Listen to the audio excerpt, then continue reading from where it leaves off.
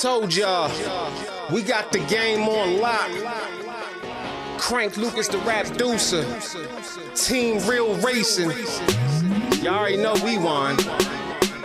Off-road racing, quickest in the desert. To the finish line, passing through the checkers. It's Team Real, we just much better. When we on the track, we apply that pressure. People lined up screaming from the sideline. When they see the UT class fly by, or they see me in the truck doing drive-bys, in the Parker Dam or in the Baja. Every time you see me rolling through inside a buggy, and I'm counting up the money, cause I came to multiply it. Push a 1200 horsepower in the motor, you don't really wanna race me, I dare you to try it. Started up the engine, now my wheels on fire. Zooming through the track while I'm burning up the rubber. Better get them slow waves out of my water. You don't wanna see the shark or there's a crusher. It's Team Real, y'all know what the biz. Crank Lucas, and I'm spinning on the wheel. Doing 160, pass you so fast when the wind hits your body, get the chills. Telling everybody they can eat my dust, but I guarantee you won't beat my best. Popping champagne when I'm at the finish line and I'm holding up the trophy and I beat my chest. What first place look like it's me? I don't do twos and I never met a three. People know the Team Real logo when I'm running through the desert and I'm running all through the streets. Never have to cap my race game tight. My vehicles can go all night. Foot up on the gas, I can never brake right because I'm allergic to all the red lights. Team Real, Team Real. Everybody thinking that they faster till they got a race. Team Real, Team Real. All about the speed and you can see it all up in my face. Team Real, Team Real. Real scared money don't make no money. It's Team Real, Team Real. Hit the motor rumble and the tires burning from the rubber. Team Real, Team Real. Everybody thinking that they faster till they got a race. Team Real, Team Real. All about the speed and you can see it all up in my face. Team Real, Team Real. Real scared money don't make no money. It's Team Real, Team Real. Hit the motor rumble and the tires burning from the rubber.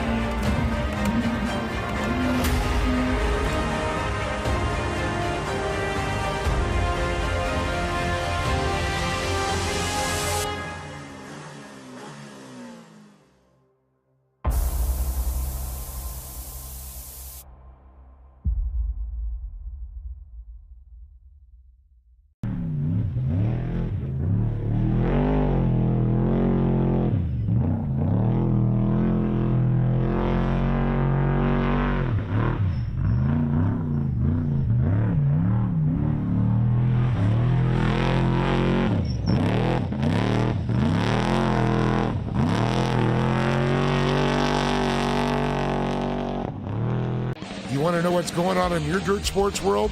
Whether it's 4 wheels, 2 wheels, Dirt Sports World's got you covered. From the dirt to the dunes, we bring you the latest action in racing, to lifestyle, the newest parts, the newest vehicles, and what the superstars of off-road are up to. Check out our social media for up-to-date information on Instagram, Facebook, Dirt Sports World, and more in depth, and check out the magazine at www.dirtsportsworld.com. And don't forget to check out our YouTube channel, Dirt Sports World, for some great videos. So make sure to follow us and come get dirty with us. Once again, reigning supreme, Connor Barry, the 3-time iRacing Short Course National Series champion. One thing I would like to tell my competitors is the job is not done yet. You can see that Luke Knupp wants to end the season on a high, did not want the fight to end like this. Second place in the championship, but that's not over yet. But the championship leaders banging and rubbing doors on the run towards the line. Whoa. Connor Barry tried everything. Experience from the real world to the virtual as well, because then Dashley makes a mistake. It's going to be a new Dashlett this year, so hopefully this means that I'll be running up front more. and history made. Team Gold and Briley on top. One thing I'd like to tell all the competitors for 2025 is watch out, Team Gold's coming. The 2-year wait for victory lane may continue for Keaton Swane. Winning is important. You know, I show up to win, so obviously winning is everything.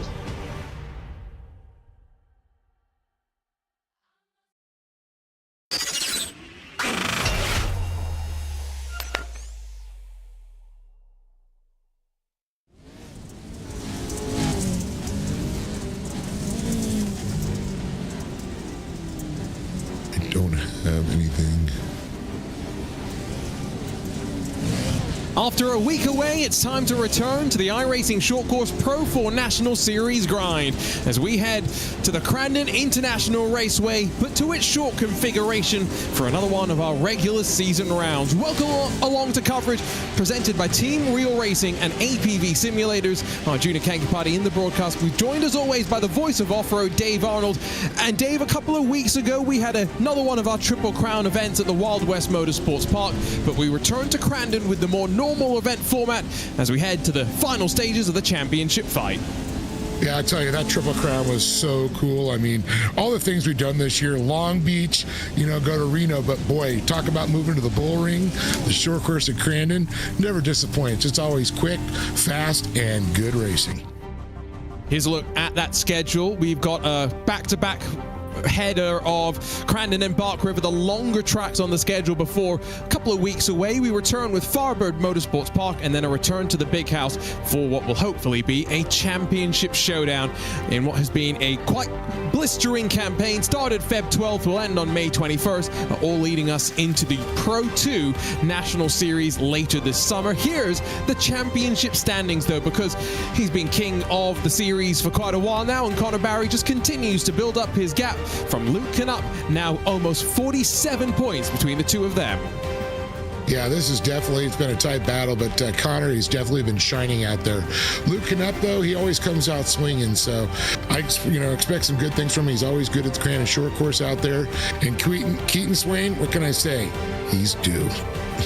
He is due indeed. Rest of the drivers still relatively close as well in their own respective fights, and relatively important for some drivers at the closing stages of the championship, maybe just to grab a race victory. Let's talk team standings though, because you see there's a couple of big names represented in that top 10 of the drivers standings, and a couple of breakaways at the top here. Channel 199, Factory Sim Sport, there's 35 between them, not separated too far though from Team Gold Esports and Racecraft Academy as well. Yeah, definitely. This is definitely with the heat. The teams are just battling. You know, it's not only getting the victories out there, but also having some teammates get some better scores, get those points up there, because there's kind of like 2 championships up for grab on this one.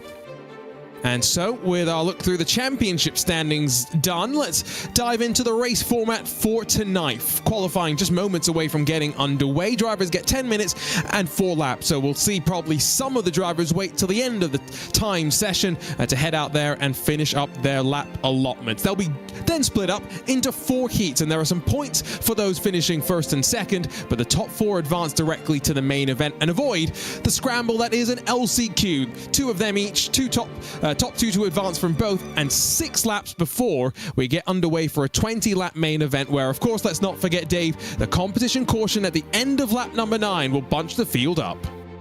Oh yeah, definitely. That's my favorite time, is competition caution. It's always that race within the race. It's going to make it exciting. And this format always just works so well, you know, with this, you know, short course racing. You don't do it in any other sports that we know of. I've never seen it before, except in short course, but definitely it makes for an exciting race.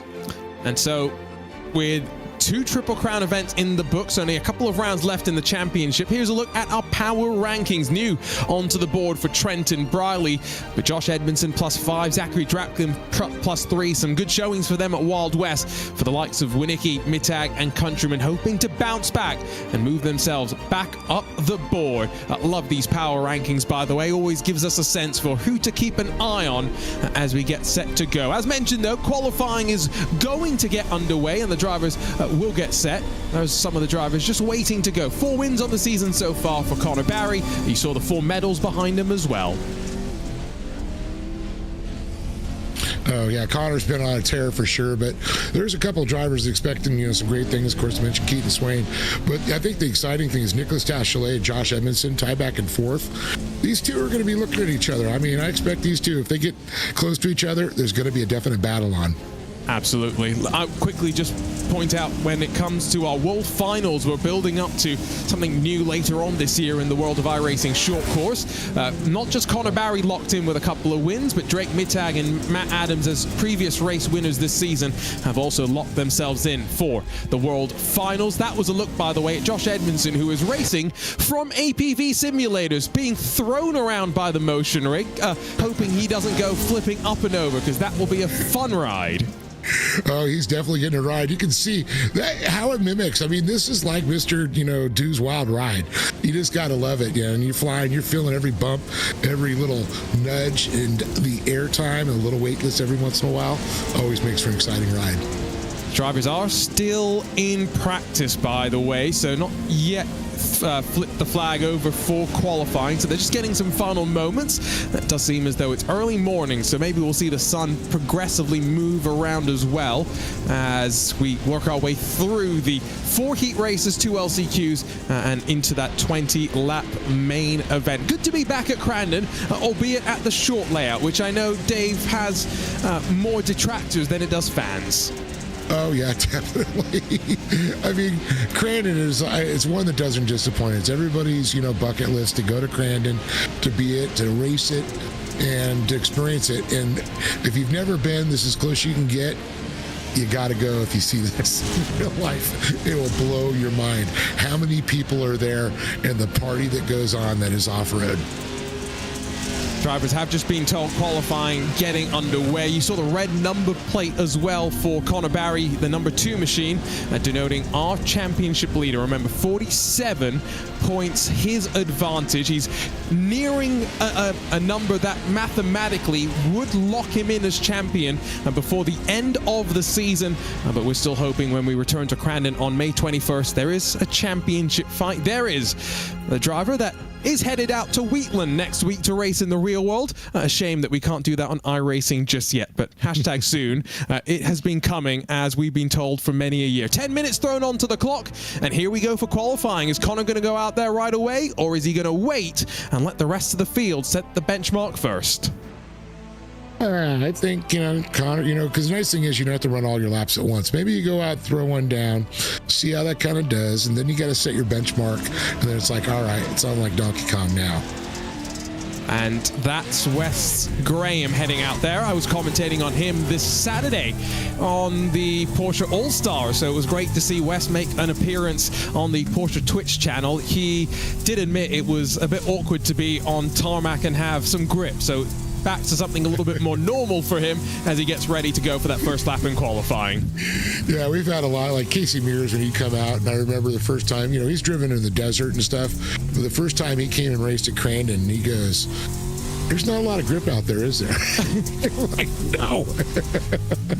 You expected, all right, I'm going to turn. Well, I'm still going straight. And that's the thing you got to learn. It's not like, all right, turn the wheel and gas it. Yeah, you'll turn a little bit, but you got to back off. You got to play with that throttle a little bit to get these things to rotate.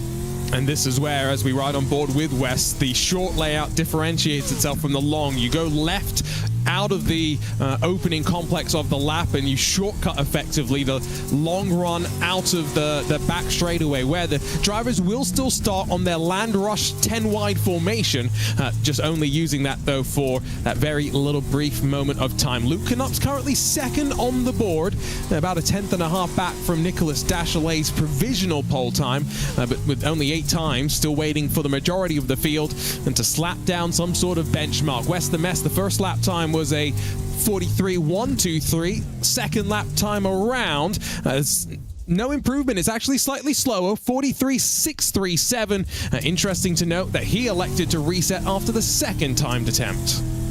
It's good to see Matt Adams out there sitting around 7th right now, move back to 8th, but known for the asphalt, like we were saying the opposite. Now he's getting back to the dirt, and seems like he's adapted pretty well so far. Adam McAfee in VR with Batman watching over him as ever. Sean Winkler's gone to second, by the way, so he's been running very, very strong the last couple of weeks. Adam McAfee's just slid himself up into fifth, but there's a bit more of a margin through the field right now than maybe you'd expect. There's still, I'd count 15, maybe just over that, maybe 20 drivers yet to put themselves onto the board.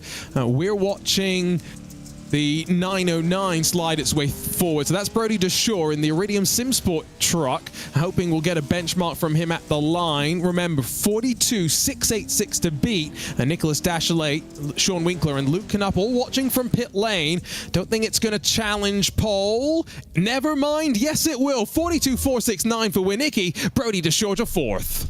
Yeah, I saw that little grin from Winicki right now as we're looking at it on camera. He knows. He's like, oh, yeah, that was a good lap. So that's pretty interesting. We're going to see right now it's, gosh, is that Zach Drapkin going out there, I believe? Yep, good call. Zach.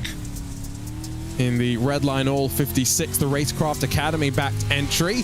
Remember, 42.469 now to be on the board. Drapkin's not going to break into the 42s, though. 43.015, currently outside the top 10. And remember, the further back you are in the qualifying order, you get filtered further back in your respective heat. Top 4 will advance. So as long as you qualify in the top 16, you'll start in a position that takes you directly to the main event. Yeah, that's what you want to do is, fighting your way to the main event's never a fun time out there. And you can see a lot of the other drivers, they put like I said, they put those laps in. They're going to keep an eye out. But there's a limited time you can do this. You just don't have an infinite time to qualify. So you got to make sure you get out there and do it. And it's, of course, one at a time, but it's in your own virtual time, I should say. It's not like they say, okay, there's only one guy running, you can't go run right now. That would make things a little... session. It would be a bit more interesting that way. Pressure would build up. That was... couldn't quite tell who was jumping forward initially. Mason Prater's now, though, jumped up to third as he launches the truck into the air. Doesn't need it after that impressive lap time. He'll get one more attempt if he wants to. Connor Barry has not ventured out onto track just yet, so he's been sitting and waiting. Half the session's already done and dusted. Here comes Keaton Swane, waiting for him to punch himself up into the board as well. This is his first timed attempt as he sweeps his way out of the long left-hander. Let's see. I mean, he is such an incredible driver. The problem is everybody stepped up to his level. And, we watched him. He would dominate for a while. But now, I mean, there's 15 guys out there and gals that could come within, a tenth or a thousandth of a second. That's what's so crazy about it now. So first up is going to be Keaton Swane to set his lap time, but Connor Barry has ventured out and will get onto the board as well. Thad Countryman's just jumped up to second. This is the visor cam with the championship leader. Each of the medals over the shoulder represents a win so far this season. Keaton Swane bailed actually on the first lap time. He did not think it was worth trying to set it, so he's set back up now for another attempt. In the air and in towards Calamity Corner, though, for the championship leader. Tries to hug it in tight, unleash all 900 horsepower on the short run to the line, and it's not going to be pole. That's a 42.725, but it's good enough to jump to fourth, pole position for heat number 4. But then again, that was his first run, so let's see what he could do. Keaton Swane going out for another one now, trying to better his time. Expect Keaton to get, up into the top 3. He's usually pretty fast. He's good in the technical stuff. Christopher Plumley's jumped to second, so Barry now down to fifth, and he did instantly head back to pit lane, not electing to go out there immediately for a second timed attempt. He's just rolling back out there once again. Here comes Keaton, though, in that 21, the factory sim sport with sim coaches white and yellow entry. Does a very good job of keeping that tight, at least compared to what Connor did. Don't think it's challenging pole. 42.710, which puts him a couple of thousandths quicker than Connor, fifth on the board, and he's going to keep running out there with 3 minutes left on the clock. And that's exactly what I was saying. Thousandths of a second. And here we're going back to 5th, 6th, and 7th place. That's pretty gnarly. It's as ever, super competitive through the field. I was saying before, the margin's not that tight. Now 4/10 covers that top 16 that we were talking about slightly earlier. Here comes the Terminator.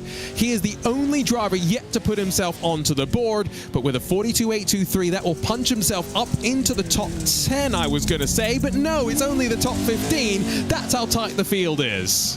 Yeah, that's just incredible, just seeing how close it is. And seeing drivers like Knupp back in 10th and, Barry deep in the field too. It's kind of crazy. Well, as I say that, he went swinging with a second fastest so far. But Plumlee with a great run there, sitting in third with Countryman fourth.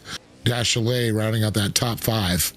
And now Connor Barry has used up all his attempts, so that's him done for qualifying. It's going to mean Cody Winicki's got one less driver to worry about, but I can tell you that Plumlee, Dachelet, and Keaton Swane all still have lap times yet to use. Edmondson's got company now as well. I will say, I was always terrible with company, to the point where when my parents were staying with me and I was doing some somewhat serious sim racing, endurance sim racing, not dirt sim racing, I would tell them to leave my apartment so they wouldn't distract me during my races. Looks like a bodyguard back there. That's awesome. They got to guard all those awesome sims. That's a good point, actually. There's a wry smile, I think, there from Edmondson. Not sure if he tagged the inside wall. Lap time does count, 43.367, but remember, new setup for him, new simulator. Gonna probably take a while to get accustomed to it. He's probably down towards the back. Dachelet to third, Swane to fourth, some late improvements, but we're heading into that time where drivers have got to head out on track and get their final lap time started, because time ticking down, 70 seconds left to go. You just brought up a good point right there. First, getting used to the sims. It's one thing just to be stationary and moving. Now imagine moving around, shifting gears, hitting your mud muncher, turning the wheel, hitting your brakes, pedals, and it's like patting your head and rubbing your tummy. And Josh is someone that we've talked about it, usually races in VR, so he's probably also getting adjusted back to what looked like some sort of a monitor in front of him, whether it's triples, yes, an ultra wide, or whatever. Another complexity to add. That's the long left-hand sweeper. Remember, the difference between the short and long layouts here at Crandon, we will still have that 10 wide start. We're watching Christopher Plumlee. So he's 5th right now. That would put him 2nd in Heat 1, but with 20 seconds left on the clock, is he going to get back around to finish this lap? Because once the clock strikes 0, that is it. Qualifying done and dusted, in the books, and you're yoinked off the track. There's a look at a driver in virtual reality, and as the seconds tick away, it's going to be too little too late. Plumlee stuck in 5th. Man, he had that second spot for a while, so he's got the speed, and he was trying to get up on it. He was on a good click. I think actually that could have been a very good lap time if it had counted, but it means now the field is set for our 4 heats, the top 4 from each to advance directly to the main event. And Cody Winicki swings in qualifying and swings to the top. The Impact Sim Sports number 9 will be alongside of Christopher Plumlee in that Factory Sim Sport number 36, with Tyson Miller and Adam McAfee directly behind them. Austin Schreiber and Tyler Shattuck are on the outside looking in, and behind them, the final row, it's Brock Smith and Solomon Borschinger. So 8 to enter, 4 to advance directly to the main event, and everyone else headed to the LCQ. And there they are, Dave, lined up, ready for the Land Rush start. And I tell you, any other race, it's difficult if you qualify last. When it comes to the Land Rush, man, it's being quick on the start and just getting that line established right away. So you have a better chance than I think in Crandon and any other racetrack we've ever gone to get a good heat race if you qualified low. The invert for our main event is 6 as well. In talking about inverts at this track isn't that important, but what it does mean is whoever wins this race, Dave, is effectively going to start in the middle of the front row on that start during the main event. It's a treacherous place to be, but you'd want to advance your way directly from this race. You would not want to sit around and go through the LCQs. team at Race Control has just finished their last checks, and so we wait for the engines to rev and for us to get our first land rush start. Now, only 8 trucks, yes, but it's still going to bring plenty of action. Off towards turn 5 at Crandon. Here we go. Once again racing in the iRacing Short Course Pro 4 National Series. Great start from Cody Winicki. He'll lead them down through the long right-hander. Plumley's going to get challenged around the outside. There's some bumping, some banging further behind them as well, but they'll tiptoe their way to the long left-hander with all 8 trucks still pointed in a straight line. And McAfee with a good jump there, and also Schreiber, how about that? Moves up into 4th.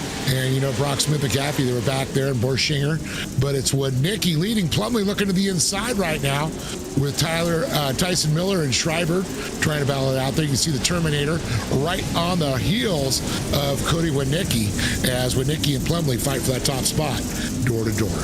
We have effectively had a full lap for free as officially we cross the line and start the first lap of the race, but with Christopher Plumley in front and now Cody Winicki really having to try and watch behind because it's not just Tyson Miller, but Brock Smith's joined the fun as well. All 8 trucks only split by 2 seconds so far. Rather tidy as we get underway for the 6 laps, and you can see them single file for the most part. It's only Solomon Borschinger that's losing some time right now. Yeah, Smith had a great run, moved in that 4th position. It looks like there's a little gap between him and Miller. He's going to try and tighten that up through the gravel pit at this point. But McAfee, he's got to keep an eye on him back there. That's that last qualifying position for Smith. He doesn't want to go that LCQ. So you can imagine he's going to go into protection mode. If not, try to move forward on Miller trying to make the move. Couldn't make it stick. And Dave, just, you know, I'm speaking as the somewhat layman here. This track, even though it's similar in nature to the longer version, the longer configuration, it just seems like it races totally differently. Races a lot more like a bull ring. Well, yeah, there's no time to rest. I mean, you're constantly getting that truck sideways. Not often do you have a steering wheel right there, and then bam, you turn it again. You're leaping, you're flying through the air, and then up, you're on the binders and you're rotating. There's no resting. There's no rest for the wicked. Probably not too much of difference in terms of setups, but like you say, it's that mentality, they're not having a chance to breathe. 6-lap heats, not that long, so we are going to breeze through our first stages of the race. That's some contact as Adam McAfee leans on Brock Smith. Now, these drivers need to be careful. They don't want to separate themselves out from those front 3, because that would mean just one transfer spot to fight over, although that looks like Cody Winicki in front's got a great run through the long left-hander to open the lap, and he'll try and challenge Christopher Plumley, so there's some action at the front of the field. There's some action for the transfer spot as well as McAfee almost launches himself on the inside and now loses out to Tyler Shattuck. Yeah, I was going to say a little too aggressive going with that turn and shapes of speed. Had a little contact there. Had to put it out. But the battle right now with Plumley and Winicki. Plumley, he's got that inside line coming up over the Polaris Leap. Into Calamity Corner he's going to go. Winicki's going to try and switch off, take that inside line. Plumley's going to keep it tight and hold on to that spot across the stripe.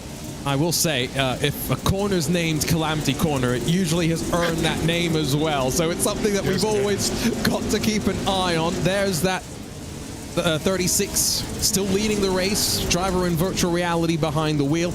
And this is one of those disciplines in the world of sim racing where virtual reality is used a bit more, Dave, than in some of the other ones. Like, for example, the Porsche Esports Super Cup, where most of the drivers just race on regular monitors. Yeah, and that's a question I'd like to ask somebody who's done both. What's the advantage or disadvantage of either one? And, you know, I know you can, I mean, even in road racing, you got to look around. You can see where your competitors are. Someone's coming up your inside. You know, you can catch a little whip by the corner of your eye. Where the monitors, you know, it's kind of, you have to do more of a scan. It's kind of a weird, I'm kind of curious to see what drivers would say the disadvantages of either one. I think for this particular format of racing, it just makes a lot of sense to me, right? Especially given how close quarters the combat tends to be. It's stretched out slightly, though, onto the penultimate lap of the race. So one more lap to go at the line. And Brock Smith still has to look behind him slightly because Tyler Shattuck, Austin Schreiber are still there. And the gap up to those top 3 has grown very slightly. So white flag will be in hand. One more lap to go in the first heat of the night. And I guess that is a good point that you brought up there. You see how close we are right now. Virtual reality with this close quarters combat could be an advantage. I do see that now. You know, because in regular racing, you're not going to see these contacts. You don't go bumping on road racing like these with dirt. Oh, look at this. Winicki looking at the inside of Plumley right now, door to door, trying to force him wide up against the wall. Winicki's going to hug it there, see if he can get that tail right in front of Plumlee to get him a little bit wide. Plumlee's going to have to switch up the strategy, go to the inside, take it low. Let's see, fills it with a slide job. Great job, and if I'm Cody Winicki, I might not mind this. Yes, I got pole position, but this means I'll start second in the main event. There's some argy-bargy through the final corner. It's not going to matter. Plumlee wins the first heat of the night, brings with him Cody Winicki, Tyson Miller, and Brock Smith, who's able to hold on as Tyler Shattuck and Austin Schreiber end up fighting their own race to the checkered flag. Adam McAfee and Solomon Borschinger also have to go to our LCQs, but let's set the grid for heat number 2 and get ready to advance 4 more drivers directly to the main event. It's going to be Connor Barry, the championship leader, that lines up at the front alongside of Thad Countryman, Sean Winkler and Crystal King sharing row 2 with Keith Jeffrey and Eric Jones on the outside looking in. Final row, Christian Noble and Kyle Cooper, as there they go, 8 wide and ready to go again. Yeah, absolutely. Oh, that was a quick start on that one. It looks like somebody was left sleeping on the line. And looks like the inside, our second position is going to get the pole shot there. Looks like possibly Noble, is it? That was interesting. It's Winkler that's battling alongside of Thad Countryman, I think. Yeah. And now here comes Connor Barry. So maybe a couple of machines not fully ready for that race start, but 3 wide as they filter off the corner. Crystal King's trying to plug the hole and make it 4 abreast. Barry's got some contact. He's slipping, sliding into the corner. Watch behind as well for some of the other machines to try and take advantage of all of this. But 2 by 2, we worked a Calamity Corner, and we haven't even started lap number 1 officially. Thad Countryman's going to lead. Winkler and Barry fighting for second at the line. And look how close this battle. We got to say, what great car control from both Crystal King and Connor Barry. That could have gone really wrong. And Crystal King still fighting forward there. She gets in front of Jeffrey, trying to hold off that 199 sim racer. But, you know, look at this. Countryman holding off Connor Barry. But Winkler, he is not going to sit on his laurels right now. He's going to try and get up there and challenge him. Let's see if he can get into Barry into the inside here. That's what he's trying to do, the setup here. To the inside, the slide job gets thrown, and Crystal King trying to roll the momentum around the outside, which does become the inside up towards Calamity Corner, so she should hold on as we close officially that first lap. Connor Barry lost out on the race start. Winkler now gets a shove from Crystal King. Just a reminder that the 278 is there. But outside of Barry and Countryman switching around and a couple of changes, 6th, 7th, and 8th positions, not much in terms of total chaos after that race start. Yeah, definitely a lot of chaos there. That was the quickest start I've seen. And you can see now the battle with Countryman in old 9. We're going to go back to Winkler. And you got King. Now, King, she's got a lot of pressure from Jeffrey. She's holding on the last qualifying position. She does not want to go to the LCQ. And you can see she's now leaning on Winkler. It looks like she's worrying about what's in front of her and not what's behind her. And that's smart. You know, just don't leave a door open. That's all you got to do. She gets pushed as well by Jeffrey through the final corner. Maybe also recognizing that if Barry and Countryman just continue to pull away as they are right now, Winkler, King, Jeffrey, and Noble, those might be the drivers fighting over the final 2 transfer positions directly into that main event. Crystal King, who has had a rather uncomfortable season, despite the fact that she still sits 12th in the championship. Can you believe that, Dave? I know, it's the tenacity of that young lady. I got to tell you, she is one good race car driver. And to watch a driver like her from the regionals to now the national series, how she has improved is incredible, as well as many other drivers. I think part of it as well is that even though she gets involved in a lot of contact, it's not usually her fault, and so usually hasn't received too many penalty points. There is one driver, I'm not going to name and shame them, but they have 65 penalty points this season. That's almost as many penalty points as they have scored actual championship points. Connor Barry has taken the race lead over Thad Countryman. I think this, though, was kind of to be expected with their gap to 3rd and 4th behind. Let's see what's going to happen. 2 laps to go when we cross back to the line. And King now looking at the inside. Winkler, but carries a little much too much speed. Now look at this. I think Jeffrey was trying to, but it's going to be pretty much coming down to Calamity Corner as it says. Barry now has that lead, and let's see when he gets across here. It's going to be Barry Countryman, and how about that? King keeps it tight and holds on to that final qualifying spot. Yeah, I've commentated now on 3 years of the Porsche Esports Super Cup. I've never seen that through a braking zone where they're just casual contact and they roll. If there's contact in that series, they're just crashing each other out. It's a very different format of racing, this short course national series. And you and I, Dave, we were talking just before we went on air. Can you imagine? Go back to the streets of Long Beach, just add some jumps like they did for the Stadium Super Trucks this past weekend? Oh, it'd be sick. It would just be sick. That's all I can say. Who do we need to send something nice to at iRacing for Christmas to make that happen? We'll try and find out. 1 lap left to go as Connor Barry continues to feel the pressure. Open the door up for that countryman there, but I think that gives him the speed to roll out to the next part of the lap. And amazing thing is Crystal King was holding out the advances there, and you can see the gap now between Winkler and her, just a little bit much, but she's got the gap between Jeffrey, and that's what you want to get. You see the intensity in Jeffrey's face as he looks now. He's just like, oh man, this is a tough one. We talked about it earlier. This is very much kind of a bull ring. It's a very intense 6 laps for these drivers, plus the half a lap that we get for free on the land rush start. Connor Barry has fought his way back to the front of the field and is going to hold on to win heat number 2. That will line him up in 5th position come the main event. He's got Thad Countryman, Sean Winkler, and Crystal King all advancing directly with him to our feature. But Jeffrey, Noble, Cooper Jones headed off to the one of 2 LCQs that we'll have in just a few moments' time, and the mad scramble for them awaits. Heat 3 is about to be on deck, and this one's got some more championship contenders. Nicholas Dachelet and Tom Grady line up on the front row, and then second place in points, Luke Knupp alongside of Zachary Drapkin on row number 2. Matt Adams and Brent Smith, 5th and 6th. Brent trying to match Brock and advance directly through with Josh Edmondson and Fouad Baran, the final row of the grid. Yeah, it's going to be a difficult one there, I'll tell you. Yeah, this is a lot of, Knupp, Drapkin, Grady, Dachelet, Smith. Ooh, it's going to be a good one. And once again, let's see where the good start tends to be in these land rush formations. The leader on the very inside tends to get a pretty good start. On the outside, you'll get a pretty decent start as well. The middle's a bit more bumpy, and so it can tend to slow you down and bog you down, and that's why that invert top 6, it may be quite interesting once we get to that main event. 20 laps of action, a competition caution after 9 laps, but that is all to come. The 8 drivers are now just waiting for the signal to be given to the flagman to start that countdown sequence, and let's go racing. 1 more heat to go after this, and then those 2 LCQs. The drivers have been given the instruction. We're just waiting for that countdown to begin. And now the engines will sing. On the inside, Nicholas Dachelet. On the outside, Fouad Baran.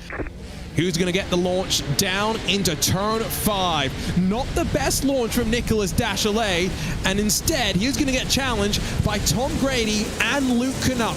3 wide and win some contact through the opening corner, and sweeping his way through to take advantage. Take a bow, Zachary Drapkin to 2nd place. Yeah, Drapkin came all the way across once she established had a clear line there. You can see Smith getting a little love back there between Edmondson and Grady, but it's going to be Drapkin. Look at this. Jumps out. He thread the eye of the needle with Knupp and Dachelet fighting behind him. Dachelet looking to the inside with Knupp on the inside of him. Now they swap it out to the inside. Almost 3 wide through that corner in both groups. This is great stuff. This is what Dave was saying. Too many strong drivers to not have something crazy. Drapkin will lead as the first lap officially begins. Knupp's going to be able to edge out Dachelet and now focuses on pushing Drapkin out of the way. 3 wide as they funnel off the corner. Drapkin in the red line, all 56, hung out on the outside. It'll be Knupp through the jumps that hold the inside line, but it's down to that gravel pit where he's going to have to now get physical to bully the 56 into submission. Now the question is, Dachelet going into the gravel pit here. Now he usually has a different line. He's going to slide in, carry a little more speed there. He gets up there, tries to challenge, but Drapkin had a great drive out of that corner, that middle preferred line. As you can see, Knupp's going to go back to the inside there. See if Drapkin goes a little wide there. Just keeps that nose tight, and nobody makes the move there. So it's going to be Drapkin across. Yeah. but 3 bits of contact from Dashley to the back of Luke Knupp. So this is very different at the very front. We've got 4 drivers that have now broken away from those behind. Remember, Matt Adams did win on the streets of Long Beach. It's a bit more of an asphalt specialist, though, compared to maybe here on the dirt. And so the breakaway for these 4 drivers, if they don't fight with each other, they know they are guaranteed to make it to the main event. Yeah, Grady's really starting to close up and try to get back into the fight. He's going to see if he can keep his nose right on the tail of Dashley. If Dashley makes a move, he might be able to follow up through. Kind of open up the door, part the seas, I like to say.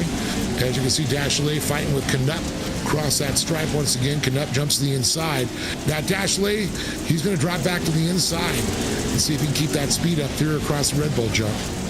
So the fascinating way by which the grids are set for the main event means that second place here is actually going to line up, if I've done my math correctly, which never trust a commentator's math. It's a dangerous proposition.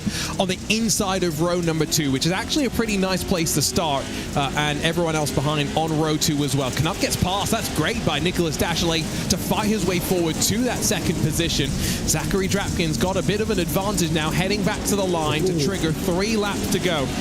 Physical. Knupp bullies his way back forward and to second place, but 7/10 the margin to the race leader. Yeah, I knew Dashley was going to try and make a move in the gravel pit. I thought it was going to be the lap before he went through it, but like you said, redemption for Knupp right back. But here comes Dashley to answer back. Starting to leave Grady a little bit of a gap, but these two are actually racing. Oh, contact with the wall a couple times by Knupp. You got to wonder if that's going to scrub a little speed off him as they head into the gravel pit again. Dashley's going to look low, try to push him wide, get him up in the marbles. And Matt Adams is not far away. This is getting more intense, more tetchy in these closing stages, and Grady's not going to be feeling comfortable. Will he follow Knupp through on the inside? He puts himself in the hole, but now the long way around through the opening corner. There's the 404. Only a couple of truck lengths away now with 2 laps left to rumble. Ooh, Grady gets pushed out wide, not totally out of line, but he's going to be looking in that rear view mirror. Yeah, unfortunately, Edmondson, Smith, and Boran really pushed back to the there, because you can see right now, Matt Adams, he might get into this fight after all, but a white flag will be coming by next time past the tower here. Oh, look at this. A lot of speed down the inside. Little contact with Grady. Matt Adams has joined the fight.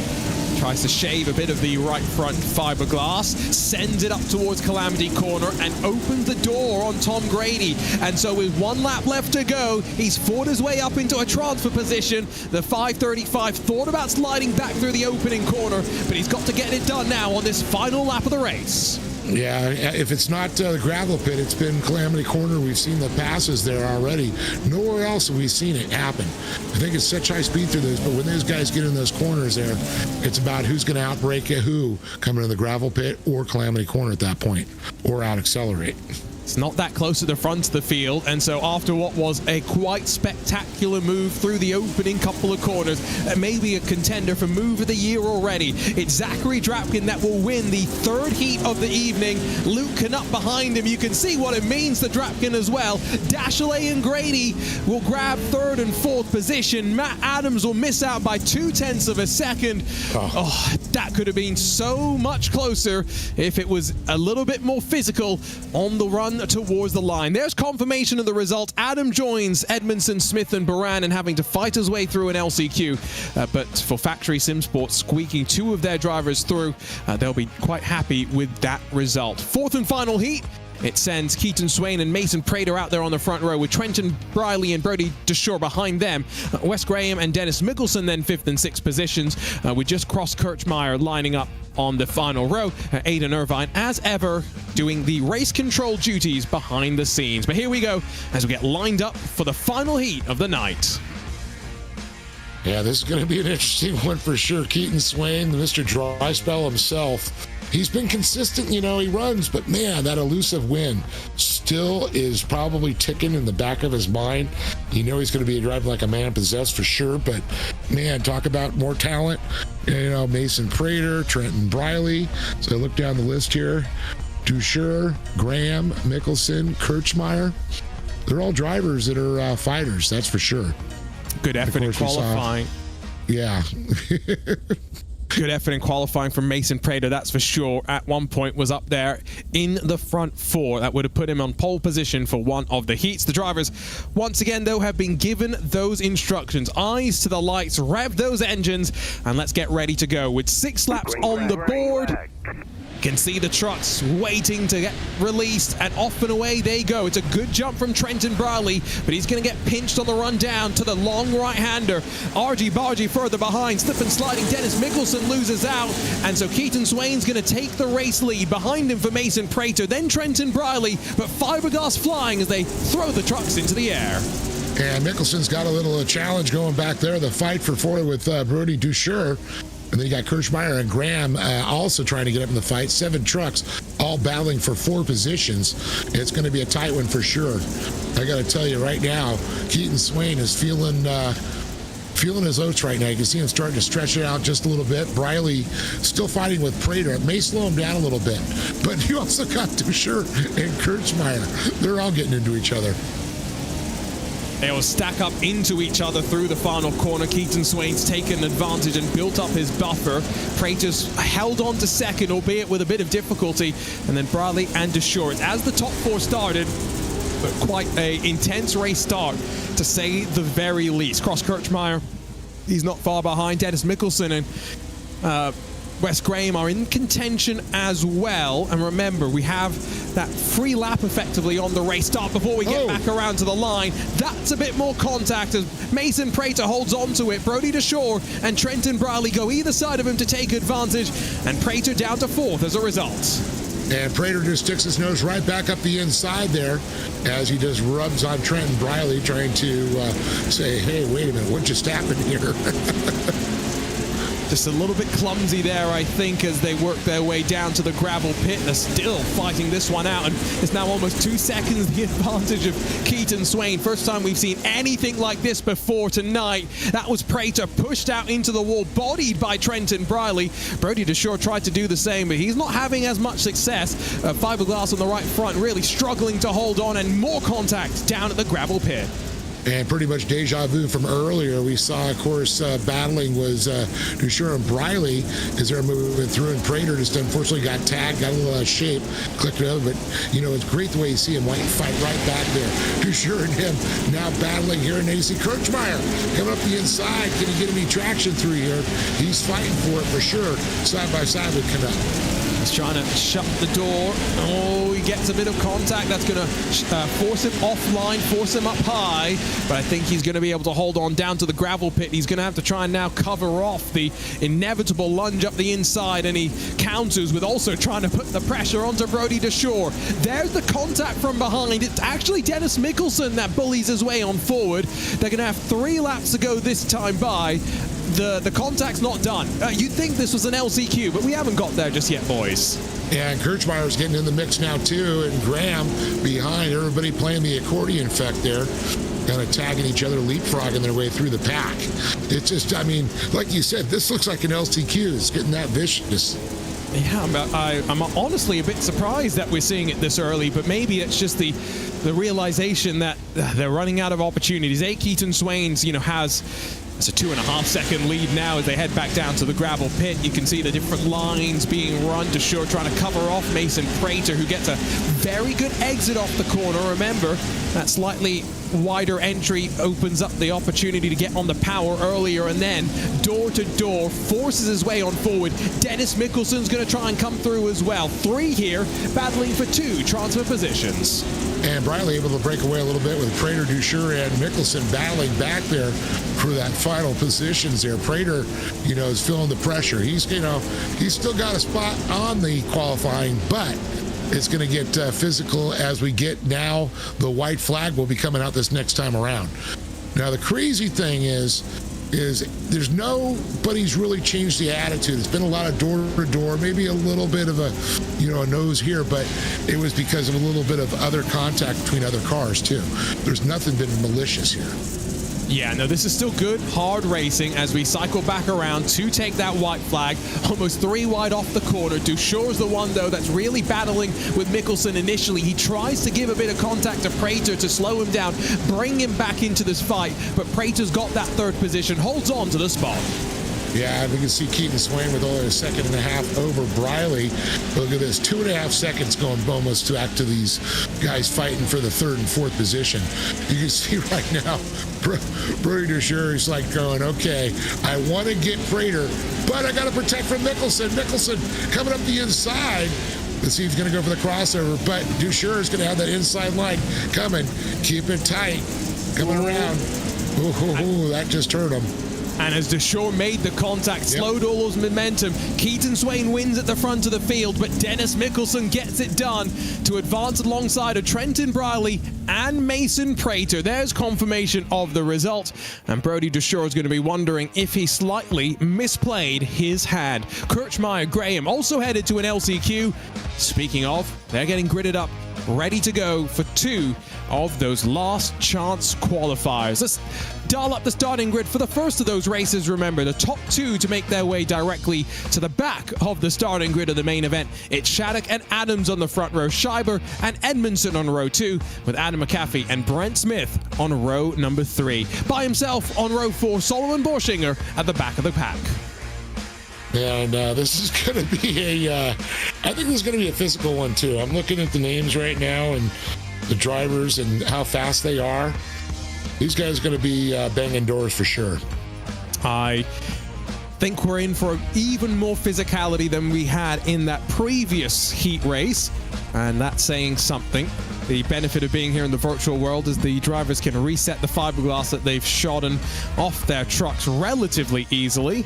That's a interesting look at the truck in the middle of the pack, but here we go. All 7 are now lined up and ready to go.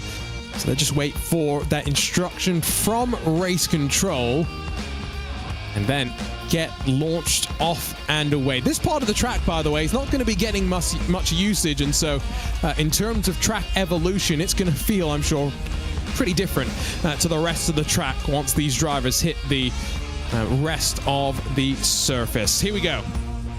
The drivers have been given that instruction. It's eyes to the lights, and we are ready to go. 6 laps onto the board, and the first of 2 last chance qualifiers. 7 trucks lined up. And it's a good jump again from that middle. It's Austin Scheiber that gets a nice launch, but in the air, loses some speed. And so Tyler Shattuck on the inside is going to control the running down through the long right-hander. Long way around for that teal entry. He'll slide his way forward potentially to second. That's Brent Smith into a transfer spot. And looks like someone just got out of shape there. And was that, I think that was Matt Adams. No, it wasn't. Josh Edmondson in that virtual, in the motion rig, rather, APV simulators. Oh, I wonder how that felt when he hit a wall. And he's back in pit lane, so I'm guessing probably not a great feeling by any means. Shattuck and Adams still 1 and 2. Brent Smith fighting with Austin Scheiber as they trip over each other. Back to the line to start the first lap. Smith in a good position coming around, and you can see right now Schreiber trying to take that line away. That gets at Smith. Ow, he gets tied up back there. Caffey and Borschinger, unfortunately, and that's going to probably bring Smith out of it. Yep, you can see the timing tower is a little bit confused by where Smith is on the track relative to the others. Scheiber now up into the wall. That was the battle with Adam McAfee, so effectively 3rd on the road right now. You'll see the left side cycle back around. Shattuck and Adams to the top 2 spots as we get ready to close the opening lap. I think right now, I can't believe I'm saying this, but those top 2 just don't fight with each other right now. Try and break away from McAfee and Scheiber behind. Yeah, just follow his lines. Don't try to pass. Don't try to do anything. You're not going to really get a better position for a start here in Crandon. Now it's the goal is qualifier. The difference is do you start 17th or 19th, I think, for these drivers right now. So, like you said, tomato. Flip the coin. Here's the replay, by the way. Let's see what happens to Edmondson, and then we can try and figure out what the ride was like in the motion rig. You see it through there, 3 wide there. Seeing Edmondson jumps off, and there it is. Comes over, moves over, and it's contact. Ooh, man. Talk about straight into it. I hope he had seatbelts on for that one. Otherwise, he's going flying straight forward into the steering wheel. Either that or he took his head into the LCD screen. the dangers of motion rigs. I guess, to be fair, you turn them up quite high and you can do that sort of damage. I did see a video of a Simcraft motion rig that Jordan Taylor was running. He was running the motion so strong, it shook the rig apart. So just don't do that and you'll be fine. 3 laps about to be complete, 3 left to go. And again, all these top 2 have to do, don't fight with each other, and they'll be at the back of the main event starting grid. Yeah, but I tell you, talk about adding realism right there. Having that motion rig has just got to be the coolest experience. You can see McAfee right now looking at Adams and Shattuck. They're doing a great job. Just stay out of each other's way. Just follow those fast lines. McAfee's just going to have to find a faster line around. But right now it's Adams and Shattuck. Adams can run asphalt lines right now and be fast. He's not dicing with anybody. Yeah. And confirmation, top 2 to advance. So Brent Smith, Josh Edmondson, they're done for the day. Solon Borshing is slightly further behind Austin Schreiber than I think he'd want to be with 2 laps left to go. It's really just, can Adam McAfee close? I mean, he is now closer than he's been on those previous couple of laps. Last lap alone gained about a tenth and a bit. As he did the previous lap, he's just running out of time, running out of laps to make this move happen. Yeah, it's just, coming fast in this bull ring. I mean, 6 laps happen in a blink of an eye. Some people watch this like, oh, it's a good little, qualifier 6 laps. But when you're racing it, it's over. It's like, man, I could have used 2 more laps. Happens so fast. 6 laps on the longer version of Crandon, that feels like a lot longer than 6 laps here at Crandon Short, which really do just fly on past. 1 more lap to go though, and I think on this lap McAfee might have lost out a little bit more. You can see he closes back up through the final corner. He seems very strong there, but onto the white flag lap, he closed up another 10th last lap, but it's still going to be a little bit too little too late. Tyler Shattuck and Matt Adams, 1 more lap to go before they make it to the main event. And you can really see Shattuck and Adams, even McAfee's using the whole track, trying to take the path of least resistance, is what I like to say. Being smooth, not scrubbing off too much speed, carrying your speed up into the turns. Shattuck goes a little up. I'm kind of amazed at, with all the marbles that get thrown up, that the guys are actually finding some traction up there still. We're seeing some good talent, and I'm sure they're only adapting as the conditions continue to change. LCQ1 sees Shattuck and Adams advance as they fend off the challenge from Adam McAfee, who unfortunately misses out on the main event alongside of Austin Schreiber and Solomon Borschinger. Josh Edmondson and Brent Smith marked as DNFs in LCQ number 1. Remember, we've got 1 more of these LCQs to come. It's another 6 laps thrown onto the board, but this time throw 8 drivers out on track. Keith Jeffrey and Brody DeShore on that front row. Christian Noble and Cross Kirchmeier behind them. Carl Cooper, Wes Graham, 5th and 6th positions, with Eric Jones and Fouad Baran at the tail end of the starting lineup. So an extra truck to join the fray, but expecting a similar sort of chaos down towards the opening corner. Oh, yeah, this is going to be interesting. I mean, now we're throwing a whole bunch more trucks at that first turn. It only gets so wide. There is a day coming when iRacing will let us pack however many cars and trucks we want onto any track, I would hope. I hope to run the first race with 100 trucks here at Crandon. Just imagine how crazy that would be. You have to do an Australian pursuit, and whoever's left, every time you lap somebody, they go off the track. It's like an endurance race. Right. That's something we've never done that in short course. Instructions have been sent, and we are green. A good jump from Brody DeShore, but he's pinching Keith Jeffrey down to the right-hander to open this race up. Those 2 are fighting at the front of the field, though, as the rest of the field behind them tries to work their way on forward. The 946 of Christian Noble's got the 73 of Carl Cooper alongside. Cross Kirchmeier tucked in behind them, and Wes Graham trying to join the action as well. 2x2 off the opening couple of corners, front of the field. DeShore and Jeffrey still not figuring it out. Well, Jeffrey may have just figured it out as he tries to fill it, but he gets spun around there. He loses traction, and it changes it up there. Noble, Cooper, Kirchmeier, and Graham now. Jeffries and DeShore get shuffled back. Jeffrey's trying to fight his way back, but they're back in 6th and 7th position. But it's Noble who inherits the mistake there with Cooper now in a qualifying position as Kirchmeier and Graham door to door across the stripe. Fwatbaran does have a black flag. That might be for a false start, so he is definitely going to be finishing at the tail end of the field. Everyone else still in contention. There comes the move from Wes Graham. Tried to force Cross Kirchmeier into the wall and maybe up into Carl Cooper, but didn't quite work out. Another bit of contact down towards the gravel pit with Keith Jeffrey now joining to make it 4 wide off the corner, but now all releasing your race leader, Christian Noble, at the front of the field. And how about that? Jeffrey just fighting his way up to 3rd place right now. Gets by Kirchmeier. Graham trying to get up there. Jeffrey's laying a little bit of heat right now on Cooper. But look at this. Up the inside there, Jeffrey, Graham trying to fight with it. Following the N73. Cooper with a target on his back. Really, they're fighting for that one transfer spot right now, unless they want to try and work with each other and close back up to Christian Noble in the 946. They'll have 4 laps to go at the line. There's a look coming from Keith Jeffrey down to the gravel pit. He's going to lunge. He's going to send it. And Carl Cooper wasn't quite ready for the switchback to try and park it and then really get off the corner with some momentum. Wes Graham's going to try and, I think, follow the 88 up the inside. Keep an eye out behind. Brody DeShore is trying to fight his way back forward as well. And DeShore right now is door to door with Graham. Cooper, gets by, but with Cooper. And then you got Keith Jeffrey all the way up to 2nd now.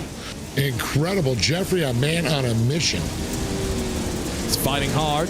Carl Cooper holds on to 3rd for the time being. Gives him that chance to close back up to Keith Jeffrey. 3 laps to go this time by. Track has definitely changed. You can just see visually how much it's moved around the dirt since the evening got underway. Brody DeShore tried a slide drop. Carl Cooper and Wes Graham were ready for that one, though, and no change of position back towards the line. Around the outside, Cross Kirchmeier setting up his look as well as DeShore goes up the inside. Yeah, DeShore kind of overshot the gravel pit there, just a little bit, carried too much speed there. That's why Cooper and Graham were able to hold on to position, but DeShore not giving up. But look at this, Kirchmeier now getting up into the mix here. Still got 2 laps to go. Quite interesting how you can see him going up the inside again, trying to keep that gas on, keep the traction going. He's found a line. He's moving. Yep, these drivers have had to adapt to that changing surface. Here comes another slide job from Brody DeShore. He gets it done, but they've really cost each other some time here. 2 laps left to go. Keith Jeffrey's closed up to Christian Noble, and these drivers, all they've done is pull themselves off a fight for a transfer position. There was contact there. Eric Jones just avoids going up and over as Cross Kirchmeier comes into the side panel. Yeah, Kirchmeier, still trying to fight. It looks like he gets up in the mix, gets shuffled back again. He's got the never die attitude, that's for sure. But DeShore now starting to get a little breakaway. Now Cooper and Graham are concentrating on each other. If they keep fighting with each other there, that's just going to allow DeShore to pull away. But it's not going to matter because Jeffrey is pulling away with Noble now. I think at this point they're just fighting for bragging rights amongst each other. They'll have one more lap at the line. But yeah, basically academic. There's no points up for grabs here. It's just drivers knowing they're going home, searching for something in consolation. They're 3 wide off Calamity Corner. It's still some great racing at the very least in this final LCQ of the night. But again, Noble and Jeffrey in control on the final lap of this LCQ. Yeah, I'll tell you, the last 3 races, the last heat race and the last couple of LCQs, been a little physical. Not necessarily the leaders have been breaking away in the last 2. It's been everybody fighting behind second. We do have a comp caution on lap 9 of our main event to pack the field back up if we do have any breakaways in those early stages. But that is all to come. We do know, though, that now, after surviving this final LCQ of the night, it's going to be Christian Noble and Keith Jeffrey that make their way to the back of the main event starting grid. For Brody DeShore, for Carl Cooper, Eric Jones, and Wes Graham, fights to the line, but academic, they're done for the night. Confirmation. Christian Noble. Oh, sorry. Confirmation of the race results. Remember, top 2 to advance. Everyone else done for the night, Dave. Well, the amazing thing is Noble wasn't even really a factor there until the mistake we saw and fortunately Deshure and Jeffrey got into it. The amazing thing that Jeffrey was able to work his way all the way back up through the field to a qualifying position. But Noble just, I mean, I tell you, right place, right time. Sometimes it's better to be lucky. So we have 2 minutes and 30 seconds before we'll get the main event underway. Remember, drivers that have been waiting since their heat race have a chance to head back out onto track and see how it's all evolved. Track has a lot more evolution given the short configuration. Lends the drivers a couple more laps to run their way around the track. Maybe final setup preparations as well, dial in any adjustments they want to make, and then get ready to go. We'll have a top 6 invert as well, which does mean the winner of heat number 1 starts in 6th position, right in the heart of that first starting grid row. So I was just looking when they were coming out of the pits there, they had all like the NASCAR style giant boxes there. You will never see that. They're back in the pit. They're back in their normal pits. They have both big toolboxes, but seeing that setup there is like, okay, there's a little liberty there. We'll forgive them. They needed to place them somewhere at least visible. So there you go. If you were ever wondering, based on iRacing, no, those are probably not wheeled out there. Back in the paddock, that is for sure. What is out there, Dave, in the real world? What would a pit lane in a short course track kind of look like in the real world? Well, I mean, they actually will have like I'm going to call it almost looking like a chase truck setup. They'll roll out there with some UTVs. They'll bring some extra tires and a floor jack. And some tools. That's really about it. Maybe a belt. See, the problem with short course racing, it's such a short track. It's not like we're out there for 100 laps. Main event, let's say 18 laps we're doing. That happens so quickly. If you don't get in during a comp caution or during a caution flag, you're just going to be simply changing a tire. Maybe pulling some fiberglass off. I've seen guys throw a belt on real quick, but other than that, there's not much you can do. It's pretty much over at that point. Well, these drivers have the benefit of having the free reset button, which is always a benefit, both in terms of getting back out there quickly, but also the hit to the pocket. But there's a cycle through of our different drivers. There's Tom Grady, who's got a treadmill apparently behind him in his sim racing room. It's his warm-up. My warm-up is... Is that a gun safe there, Lovely? I always used to warm up for sim racing by eating some food, as all high-performance athletes do. What do they do? Get their Mountain Dew or their Death Energy or whatever Mexican food I can find down the road. I use California. There's some Mexican food around the corner that's always pretty good. There's Nicholas Dachelet, though. These drivers have been given their instructions to roll off to the starting grid because we are ready to go. There's Luke Knupp, second in the championship, knowing he needs to try and fight his way forward. Here's the starting grid. Thad Countryman's going to be on the very inside of the front row. He'll have Cody Winicki, Keaton Swane, Zachary Drapkin, Connor Barry, and Christopher Plumley for company. Because remember, we're 10 wide here at Crandon. Luke Knupp, Trenton Briley, Tyson Miller, and Sean Winkler. That makes up the entirety of the front row, with Nicholas Dachelet and Mason Prater inside of row number 2. 13th for Brock Smith, 14th for Crystal King, with Tom Grady, Dennis Mickelson, Tyler Shattuck, Christian Noble, and then rounding out the field, Matt Adams and Keith Jeffrey. 20 trucks ready to go for 20 laps of racing, Dave. Oh, this is going to be incredible. 2 rows here. I love the start. There's nothing better. But if you notice, if you're watching over the overhead shot, when they take off, it's not flat. They're catching air. So when you're landing back down, and that's why you see some of these trucks sometimes, they're not ready for it. They can get out of shape quickly, even before you get to that Forest County Potawatomi turn number 1. Well, here we go. Main event time. Ready to go from the big house, the Crandon International Raceway, for the second time in 2025 for the iRacing Pro 4 National Series. Great start from second.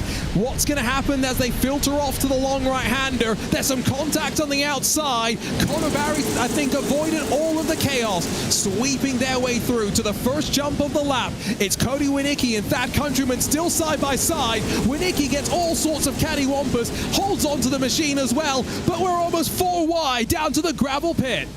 And looking at the inside is going to be Keaton, Swane on Cody Winicki right now, but you can see Connor Berry in that CBR General Tire machine looking up the inside also. He's got a whole handful of drivers, Countryman right next to him.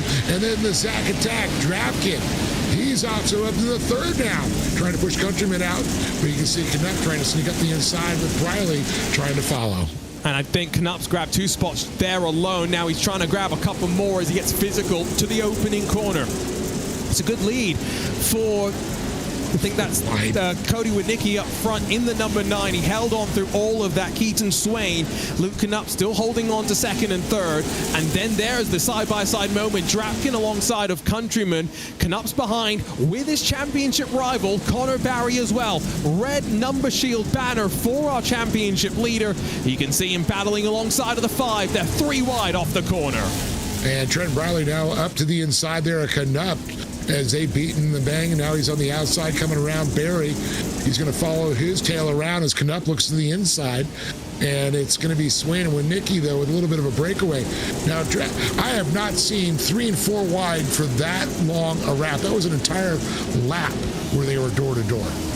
It was some great action. I think what it has meant is Winicki and Swane able to somewhat be comfortable for the time being. Remember, end of lap 9, we will pack the field back up with our comp caution. Briley's now left out on the outside as Sean Winkler and Nicholas Dachelet force their way on through. The chopping and changing we've seen in this main event has been quite remarkable. Our biggest gainer is Matt Adams. He's +5 after starting at the back, making his way forward from one of our LCQs. Christopher Plumley's our biggest loser of the day, down 14.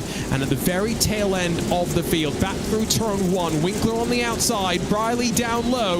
In front of them, Nicholas Dachelet closing on Luke Knupp. Yeah, Dachelet's got his sights set on there. Briley trying to look up the inside of Dachelet, and you can see right now Briley's, getting a little wide there. Dachelet's coming up the inside here. It's going to be interesting when they come into the gravel pit here, the maneuvering here. We've seen 2 or 3 wide there, but look at this. A lot of drivers using that slingshot coming out of the gravel pit.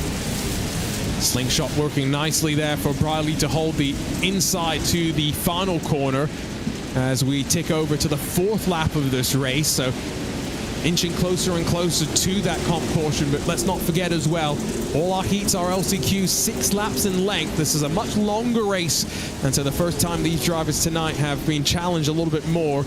Cody Winicki's running a pretty perfect race right now. He's had a strong season, sits 6th in the championship coming into the night, and after this, 3 more rounds of the championship and 1 more Triple Crown format. So it's a good opportunity for some drivers to jump their way into victory lane, and a victory here for Cody Winicki would punch his ticket to the World Finals, to the playoffs later on this year. I can tell you right now, though, his focus is to win here at Crandon. Nothing else matters at this point. And it's going to be a rough one because everybody's going to stack it up like you talked about after lap number 9. And then you got Swane, Drapkin, Countryman, Barry, Knupp, Dachelet, Briley, Winkler, Prater. I mean, talk about some hungry dogs behind you. Mickelson, King. There are going to be a lot of footsteps chasing after you. Connor Barry's been on the podium, I think, in every round of the season so far. He's going to head off to Wheatland next week to go racing at in the real world. It's in the real world because that's not on iRacing just yet.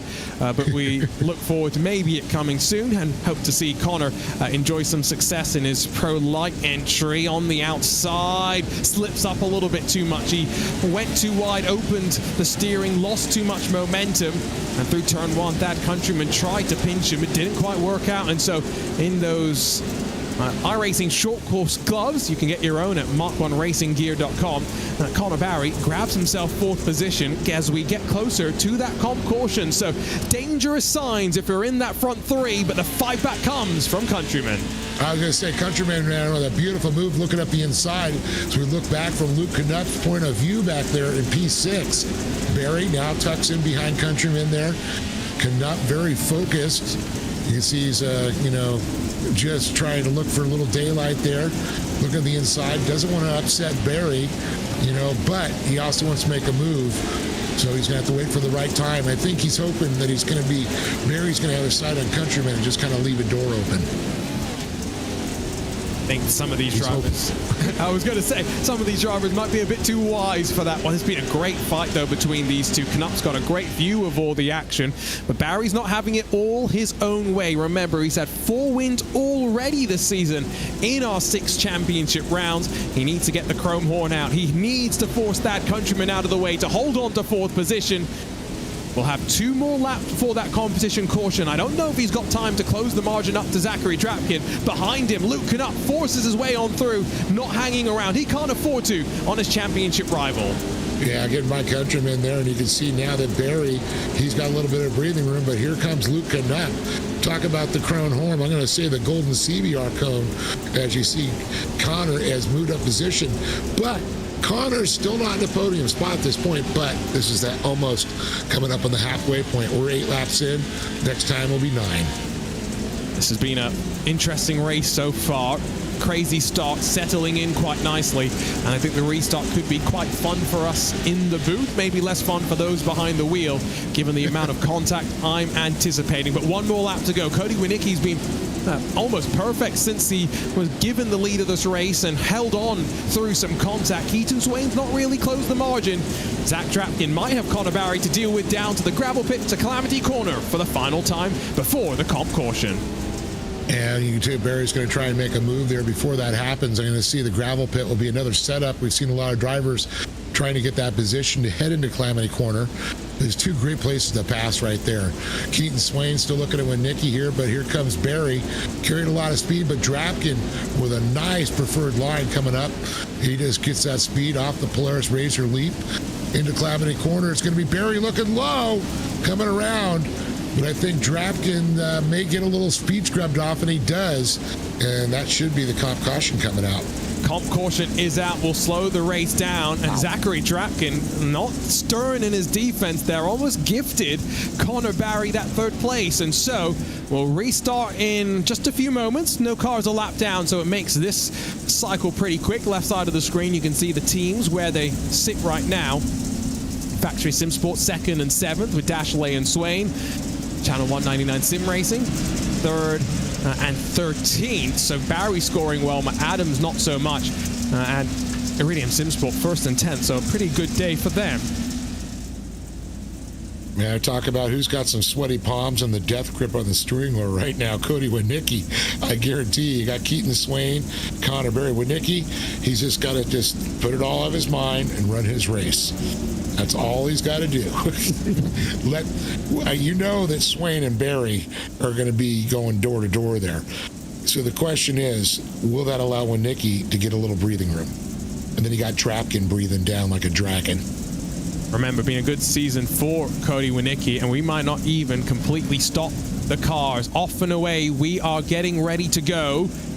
It'll be Cody Winicki in control of the field with Keaton Swane and then Connor Barry trying to find their way forward back to the race lead. All 20 machines are stacked up once again. Winicki in control. When does his right foot decide it's time for us to go racing? He's got a couple of truck lengths of Keaton Swane, who's now opened the door for Connor Barry again. Excuse me, never mind. We're not back to racing just yet, I think. Hold off on that. There it looked like something didn't go. I'm thinking that somebody broke the line before Winicki got on the gas. Well, now Cody Winicki is sliding back in line. He going to the pits? Did he? What? He might have been given an iRacing penalty potentially. And maybe that is why. That is not a driver that knows what's going on right now. Too slow is the word that I've been told. So he backed the field up too much on the restart, and so that's why he is dropping to the back of the pack. Oh, talk about a gut punch. Oh, my goodness. That is a double-edged sword. When you're leading around there, you gotta, you're trying to play games to throw the other drivers off, and then that happens. Ouch. So close, flirted a little bit too close with the fire, and so now you gave him the nickname Mr. Dry Spell. Keaton Swane's got a golden opportunity to grab a victory here at Crandon. Off and away we go. Connor Barry in pursuit. Zach Drapkin, Luke Knupp, and Thad Countryman the rest of the top 5. Down to the gravel pit, Drapkin on board. We sit with a Redline All 56 machine. Top 3 get through relatively unperturbed. The contact from Luke Knupp sees him go to the outside on the run to Calamity Corner. I think Keaton Swane's best friends could be Drapkin and Knupp and Countryman right now. Even Dashley, they want to get up there into the mix. But look at this, Connor Berry already trying to move in the outside. He's going to switch it around, but Keaton keeps that tail in his nose. Now look at him trying to go to the inside again. But Swane, he's going to be pushed to the outside. Let's see how it's going to happen as we go by the barn. He won around under the Ponte. Ooh. He won 3 to open up the season, did Connor Barry, before Drake Mittag and Matt Adams were able to steal wins of their own. Back to victory lane last time for the number 2. We've had a week away, let's not forget, but full focus on this particular event for all our drivers. We'll be back next week from Bark River International Raceway, another one of those flowing sort of a short course tracks, and then heading off to May, we'll have our final Triple Crown event at the Farbird Motorsports Park. Technical issues for Keaton Swane, hoping they don't cost him a race victory here. Yeah, that's what I was just thinking. He's a little net code in there. Hopefully it stabilizes out for him there. Connor Berry, though, with a good line still, but Swane, he's a little bit faster in some sections, but I think Berry, coming up through the gravel pit and through Calamity Corner, usually catch up to him. Luke Knupp gets in front of Zachary Drapkin, by the way. That's important for him, although Drapkin fighting back, and you can see how much time they've lost to the top 2 as well. So, breakaway building with Swane and Barry. They're tripping over each other to the line. Countryman gets in front of Drapkin. Dashley and Briley join the brawl as well. There comes the door-to-door, the shove from Drapkin. Not often that you see him get this physical, especially given he's already been involved in some race control investigations through the course of the season. He holds on to 4th position for the time being. Swane and Barry, 4/10 between them up front. Yeah, it sounded like he got the CSI after him from race control there, where he's got a fine magnifying glass. And that is true. When you have had incidents, they will keep an eye on you a little bit more than normal. But, Drapkin doing a great race, holding on strong in 4th, and you know what? These 2 drivers can go. But look at this, Briley coming in hot there, a little bit of an accordion effect. Dashley getting a little pounded there with Countryman. And Briley, Prater trying to make his way up through the pack. He's up to 8th. As we go on board with Countryman. 5 laps to go, and so everyone knows closing stages of this race, it's very much do or die time. Make your moves, or it is not going to happen. And so for Connor Barry, I think this is a situation where he doesn't have to make the move, Dave, right? He's already in front of his main championship rival, Luke Knupp. He's on the podium right now, but he's a racing driver. He wants the win. He wants the 2 points he could grab by being at the top step. Yeah, and who doesn't want another medal? Oh, look at this. Look at the inside there. Little net code out by Swane. Seems to be in the same spots every time going across that stripe there. Fiberglass goes flying right now off of Swane from contact there. Little door rubbing there. You lean on the fenders a little bit. That's what they're for. That's why they're fiberglass. That's why they come off. Maybe the little bit of netcode actually is also going to make Barry a little bit more nervous. He doesn't want to get involved in anything as a result of something out of his control, and so sits behind through the gravel pit. He'll have 3 laps left to go. We jump on board with Trenton Briley. He tries the crisscross on Nicholas Dashley. Works quite nicely. He slams the door shut, or tries to. Back up to the final corner. The 23 asserts its position on the inside. Mason Prater's there too. Sean Winkler, Dennis Mickelson in the fray. A couple of truck lengths behind as Briley throws it back up the inside. It's been a great race here at Crandon. I have to say, I said it wasn't the best layout, but the short course has shown plenty of good racing so far. Oh, and I'll tell you, there's been battles all through the entire field right now, the little groups. You got Swane and Barry, then you got Knupp and Drapkin and Countryman. You can now watch Mason Prater and Briley going out there. Dashley, he gets in the mix. Briley looks to the inside, tries to make a pass, and I just saw Drapkin go to the outside and move an inside dive coming around, trying to shut the door on him. But look at this. Oh, my. Countryman with a beautiful line through there. Nice little fight. I've got to say, Countryman's had a good day. Cody Winicki's had a pretty good day as well. There's been some names that have stood up to be counted here at Crandon, and maybe we'll do so as well when we return for our championship finale. We're getting ready, though, to head on to the final lap of the race and to the gravel pit for the penultimate time. Barry's showing his intent. He's showing that he's right there to Keaton Swane if any mistake is made. But could the dry spell be about to come to an end? I'm not going to say anything. It looks like Barry looking up the inside there. Briley really into protection mode right now, keeping that nose low. You know, Barry's got to lean on him a little bit, little door-to-door contact. We've seen that through there. Barry trying to get up to the inside there to establish it. Barry going to go deep into the corner there. Will he be able to hold on to the speed there? Oh, contact with the wall with Swane. Here we go. This was the inevitable. The move coming from the championship leader down to the gravel pit. Swane gives him the opportunity to slide it, but then gets a good exit off the corner initially. Barry's going to try around the outside through Calamity Corner. Great fight between two championship rivals through the years. Keaton Swane's not going to stand down. To the line. A photo finish. Who gets it? By thousands. It's Connor Barry that loses out. No. 9,000ths of a second. It's been 1,150 days since Keaton Swane was last in victory lane, and he's done it once again here at Crandon. Yeah, get the arc out. The flood is coming. He finally got it. Swane, pop the champagne, baby. And even Connor Barry can't help but have a wry smile for that. 9,000ths at the line. My timing screen updated about 3 different times on who won that race, but it is Keaton Swane. The streak has officially come to an end. Connor Barry does, though, grab second in front of his main championship rival, Luke Knupp, with Zachary Drapkin, and then Thad Countryman, the rest of the top 5. Nicholas Dashley, Mason Prater, Trenton Briley, Crystal King, and Sean Winkler, your top 10, and only covered by around 6.5 seconds. What a fantastic race here at Crandon. Grady, Mickelson, Winicki, heartbreak for him, but he'll bounce back in that Impact Sim Sports number 9 and be better than ever for the rest of the season. Plumley 14th, Jeffrey 15th, with Miller, Adams, Shattuck, Noble, and Smith, the top 20. I don't think we want to hang around on this one. Let's head down to victory lane. Dave Arnold standing by with Keaton Swane, race winner once again. Oh my goodness, Keaton Swane, we can't call you the dry spell for anymore. The floodgates have opened. You took the win. The monkey is off your back.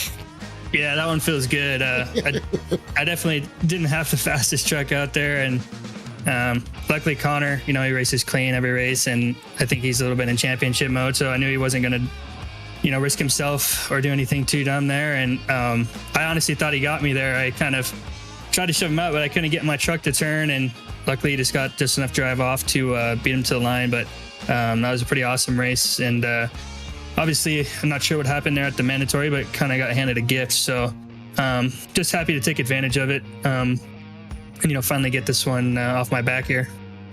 Yeah, it was kind of crazy. I mean, watching on the right when the white flag was going to come up, he had that inside move starting to squeeze you out. You fought him off. And then you guys were door to door, and then you tagged the wall. I can imagine how you felt. Yeah, once I got into the wall there, I knew it stalled me out a little bit. And, you know, like last race 2 in the dry slick, I know Connor's really good, so I knew I was going to have to try and pull something to pull this one off. And, you know, luckily I was able to do so. But it was a crazy race for sure. Yeah, definitely. You had a lot of work cut out for it. Now put your head down and think of the next one. That's for sure. Now that this is behind you, it won't hang over your head. And I know there's so many people behind you that make this possible. Yeah, definitely. I got to thank everyone at Sim Coaches, everyone on my team that helps out every week. And, you know, obviously everyone helps out Connor's league too. None of this would be possible without all his sponsors and all the work he puts in. And yeah, of course, you guys for doing the broadcast. Hopefully that was a good race. Looking forward to rewatching that one and seeing how it went. Well, Keaton Swane, the monkey's off his back. Oh boy, he could wipe the sweat off his brow. Takes P1 here at Crandon Short Course. And I believe Arjuno is standing by with Connor Barry. Let's have a chat with Connor Barry. It was 9 thousandths between you and Keaton Swane. Connor, I saw the smile on your face after the race. I think you were also happy for Keaton that he won, but what was going through your mind through that final corner, all the contact on the run to the checkered? That was like so much fun. It was so close. Like I really didn't like. I was not really aware on who got first because it took us a bit because it took us until we got through turn 1 and then I saw it, and that was one heck of a battle, and that was fun. I'm so pumped on that. I came up short, but it's okay. Swane Swane is good, and I'm glad that he was able to go out there and win. It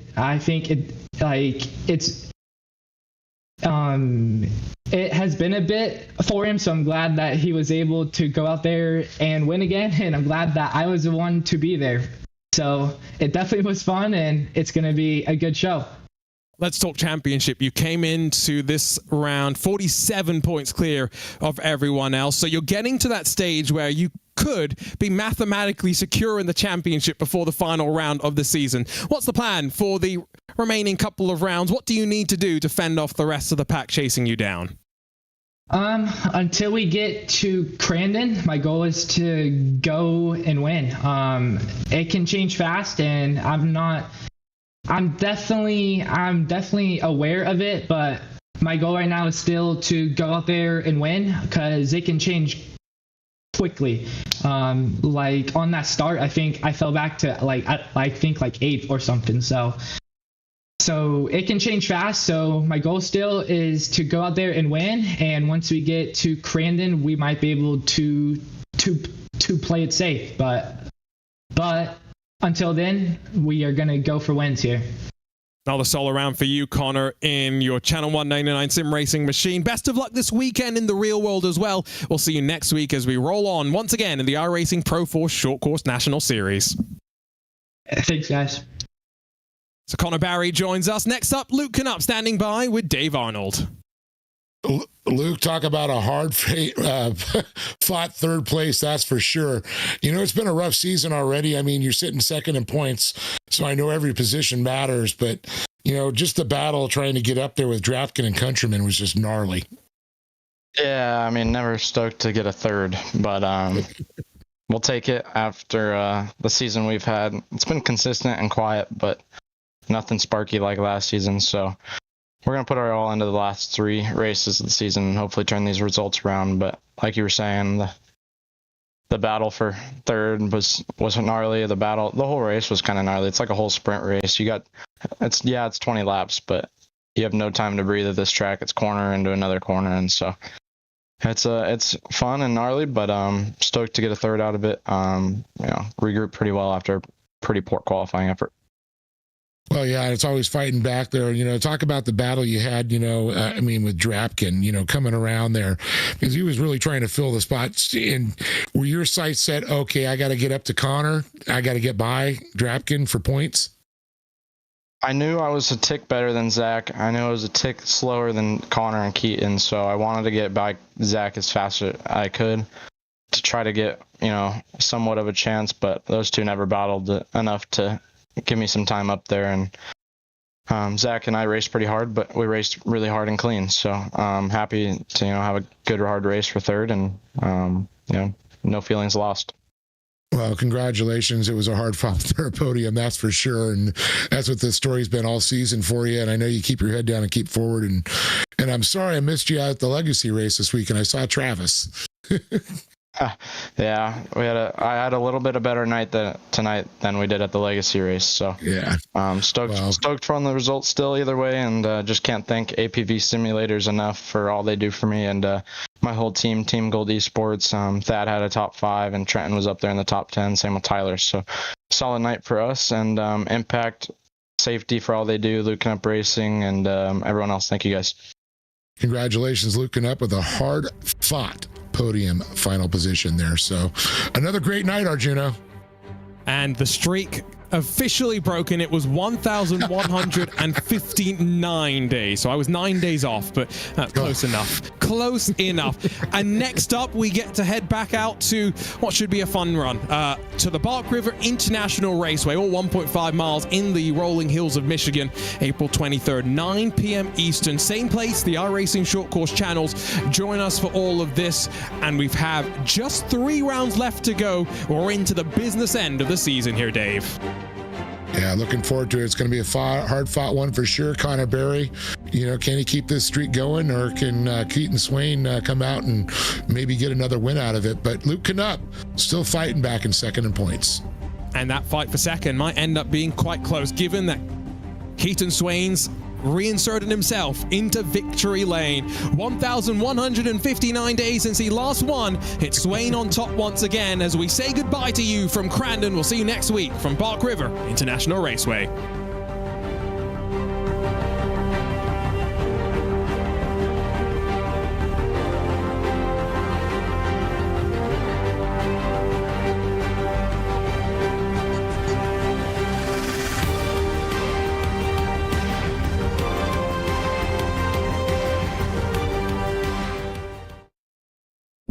Once again, reigning supreme, Connor Barry, the 3-time iRacing Short Course National Series champion.